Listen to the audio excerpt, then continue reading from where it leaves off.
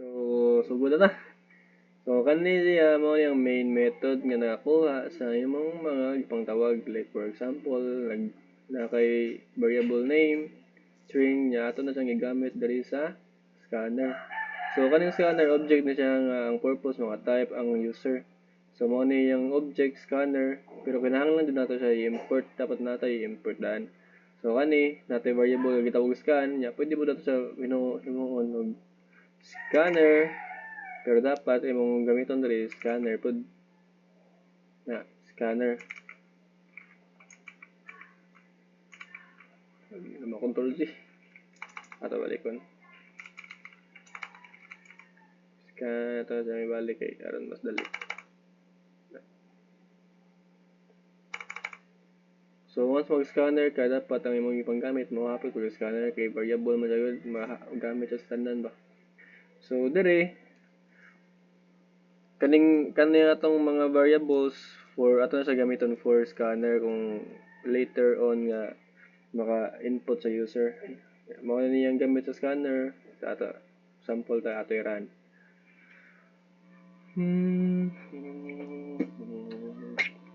So as you can see, as you can see na title diri, na sa space kani space man kani space. So tungod na sa kani system at print line nga wala sa sud pero next line siya. Pero kung ako ang butangan naa gyud sud. A turan balik. Di ba? Nasa sud. So dapat kuha na tayo para lindot ang iyang design. Save. So nasa display title, so mo ni ang title.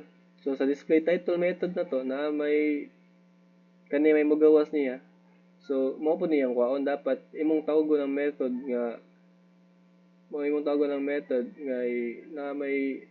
na may kuan diri imong sud sa method kay naka-print man ang title. So once mo tawag ang method kana mo gawas dapat same name siya ang tawgon nimo. Na siya kuan dapat kana mawa sa Java di mawa sa semicolon. So atong suwayan atong kani display title. Butang na to SSSS mga to run. Di ba na siya SSSS? So dira na mo tawag ang method. Muna yung tawag ang method. So as you can see na in-enter name diri. After sa display title space, mamaning space. Na enter name. So enter name imo i-enter mong name. Na gamit ka og scanner kay para kani siya. Gamit ka ani nga line. Gamiton ni kuha ni mga variable nga name sa string kay pwede na pod imo siyang himuon og kuan. Ani mo string largo nimo okay ra pud siya. Largo nimo okay ra na siya. Wala pa. Na okay rin na siya. Basta kay mas limpyo mong tanawon kung kan. Dari na butang ba. Nakakuha na siya daan. So, professional mode mo na yung mga programmer. So, ato type ta, enter name. Ito Mylene.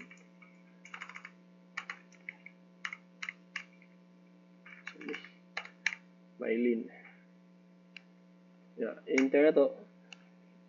So, ang mahimong value sa name, ang imong value sa name kay mahimong Mylene kay as you can see na scan that next slide mina na kung unsay imong gi-input mo may equal sa name.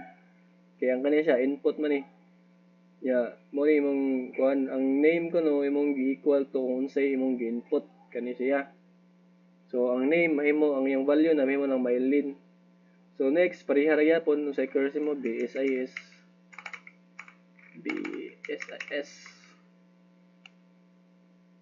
So same method gyapon.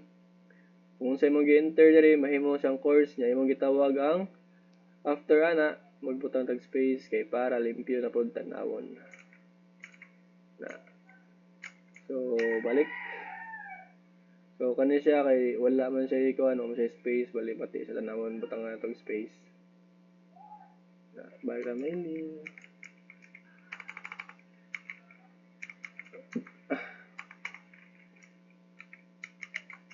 So as you can see, na sa space, limpyo na sa tanawon.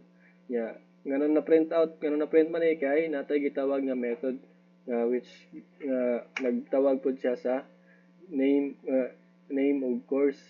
So imo siyang gitawag, nagamit ka mo ni ang gitawag og parameters.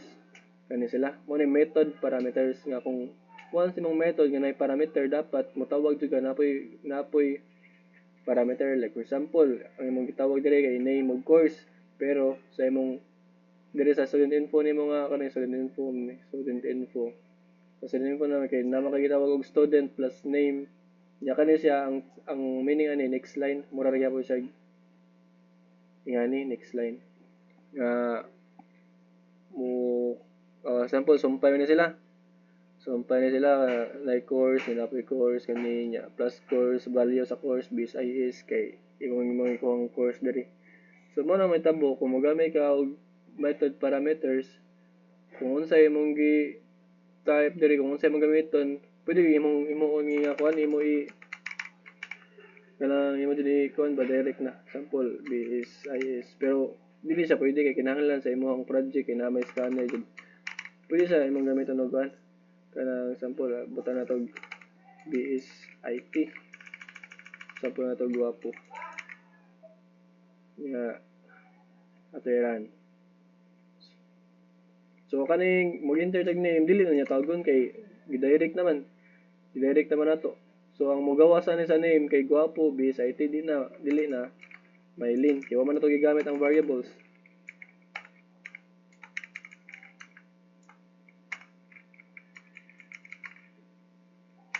Di ba? Ang igawas guwapo BSIT kay wa man nato man gi-direct jud, wa man nato tawga ang kaning name of course. So man may tabo dapat tawagon nato ang course og name kay para ang iyang tawagon ang imong ngalan. So dapat na same sila. Yeah, after na kinatawag naman na napuntay space para limpyo sa tanawon kani siya space na si space dere. So yan ang gitawag ang enter quiz grade. So ang quiz grade nana diri sa compute average nga sa una na tala. So pareha ra gyapon enter kag quiz dapat naka-double siya. Once double ang variable tawag ani data type, once double nga data type imong gamiton magamit na pud kag double diri sa next line para ma-recognize siya sa scanner nga double jud siya. So di man ka pwede mo gamit diri print line kay sa string naman na. Next line di man ka pwede kay double man, kinahanglan double pud siya. Pero kung mogamit kag double, like for example natay kung mogamit kag int sample rin so dapat natay sample mogamit ta og int equals scan dot next pwede ba int sorry ay int pa nun sample. So as you can see kung int siya dapat may butang diri int pod kay integer man na. So dapat kung string lang yan, kung ang kalainan na kung string ang imong i-kuan line ra, kung mogamit kag string like ani course, di ba ang gamit sa course kay line, mo na yung gamiton. So ato to i-delete ning sample kay sample ra na. So padayon ta hantud ni kuan ni butang naka quiz kung sa 90 na 90. Then 90 na pod, sample 90 ang imong midterm. 90 pareha ra gyapon sila kay nagka na mga nag-type pa naman double na ma-enter final grade nimo sa exam butang na to 9 very type na butang na to 98 char. So at kung i-enter na ako na po sa space mo gawas kay naman so kani siya nanay mo ni atong gitawag og kaning compute average mo ni atong gitawag nga kanang method nga nay return value pareha ni kani tulo man ni ka parameters dapat tulo pud ka mga parameters ang atong gamit gatawag gyapon sa final exam, midterm ug quiz. Nya sa return value na to kay dapat dili ka magamit pareha ni nga naka-void kay kuan man ang kaning void kay di man kinahanglan og return values la tubutangan og kuan double kay dapat more mahimo hunora nga mura ra sa mahimong variable bitaw nga nag-compute average ang pero pareha ra sila ani ba mura sa mahimog ingani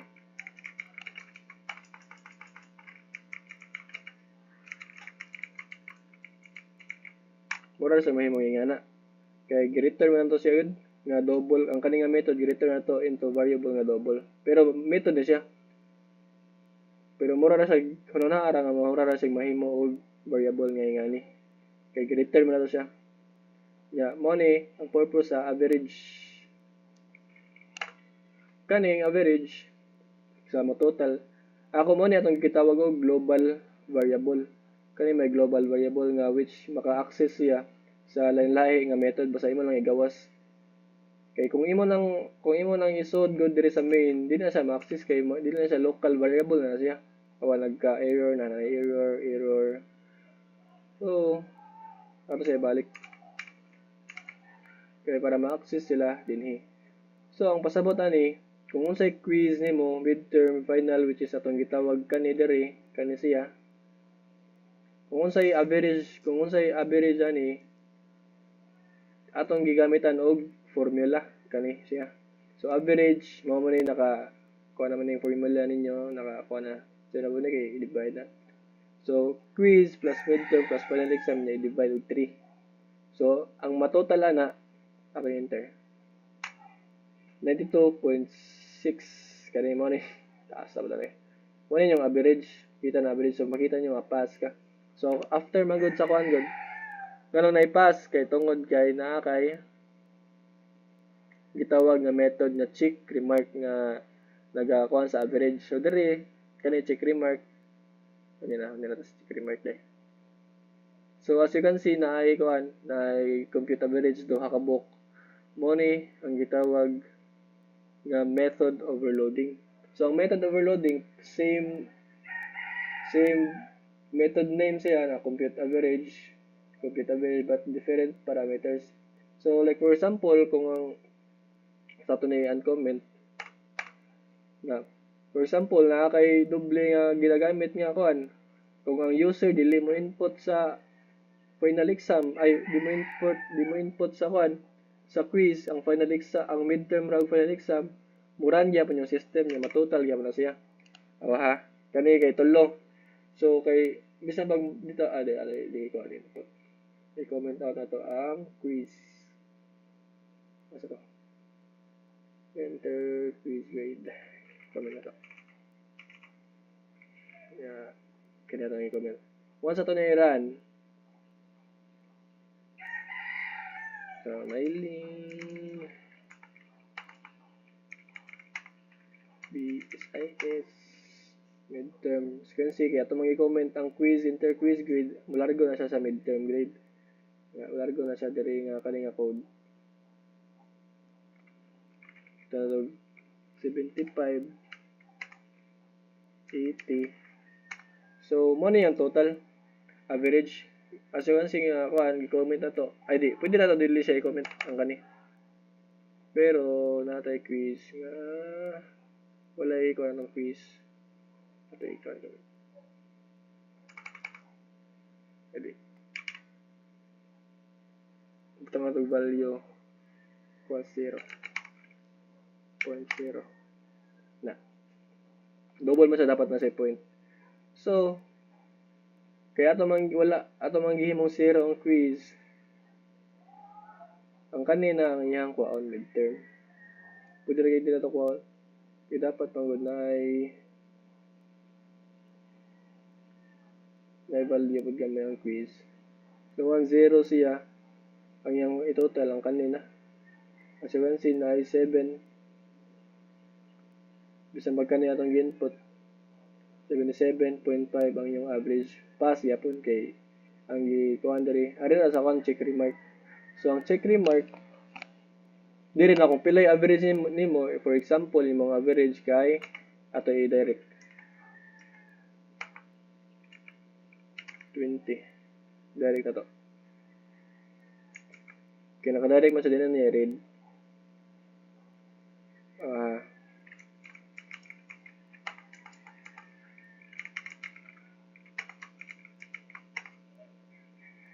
Bisa magkung sana yung butang dira 1.3 kay more gyapon. Mausab di siya what the fuck. So ato i-comment out ni. Comment. So ato i-ko ng average.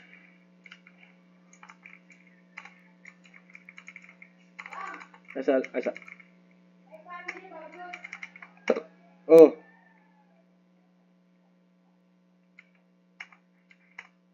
Dara 20. Failed ka. Ako nang i-direct ka ni 20. Mo dito siya 2.0 kay double man siya nasa 0.0. Walang assurance akong yung gamit diri na gamit kong 2.0. 0.0. Yan 0 kay mo sa value kay naka-double man siya. So ato sa ibalik sa yan na. Hindi na to i-comment out ni kani. So mo na yung purpose sa method overloading. Duha ka method nga parehag nga dili siya mag-error kay lahi man sila og parameters na. Ang usa ka parameters kay duha og ang usa ka parameters kay tulo. So manang okay ra siya si Java na. So dinhi na ta sa check remark nga nagkuha sa average. Kuhaon niya kung pilay average nga na total diri kung unsay nagamit nga method kani whether nilang duha. Kaya ang nagamit nato nga method kay kani man kani. So kay kung pilay na total niya, for example, na total diri kay katugan niya, ato balik para mas makasabot ka.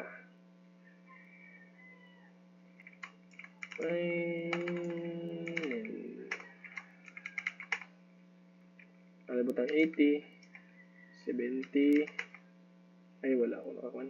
Ang nagamit niya kay ang kanira dyan. Failed. Dapat daray wala ko siya na-appeal.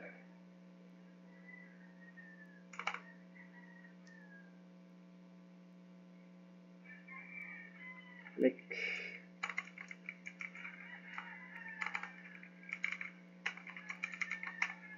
so quiz na kay 90, 80, 70. Pila ka grado ni? So pasar day gyapon nga sa hagbong kas final. Na 80. So mao ni ang average mahimo siyang 80 kani siya. Yung global variables yung value mahimong 80 kay tungod sa atong gigamit nga method kay katong tulo man kani.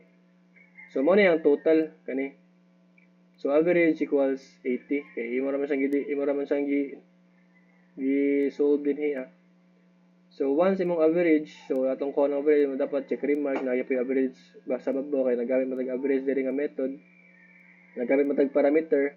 So kuha ng parameter kung ang average is 75, kung ang matotal niya ba diri kung 75 or mas dako pa si average or equal to 75 pa siya.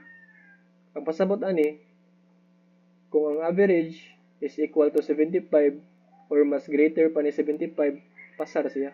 Kung di gani, failed siya. At butang sample na itong failed kung dili siya 80. Waha.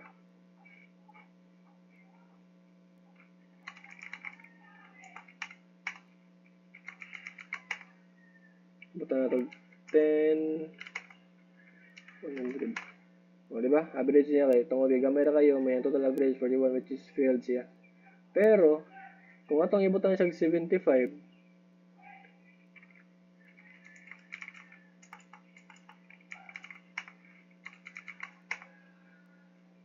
grade 75 tanan 75 pasar na siya. So ang pasabot yun sa angkan kung 75 bra ang grado or greater pa sa 75, pasar siya. And that's all. Subscribe mo sa akong channel.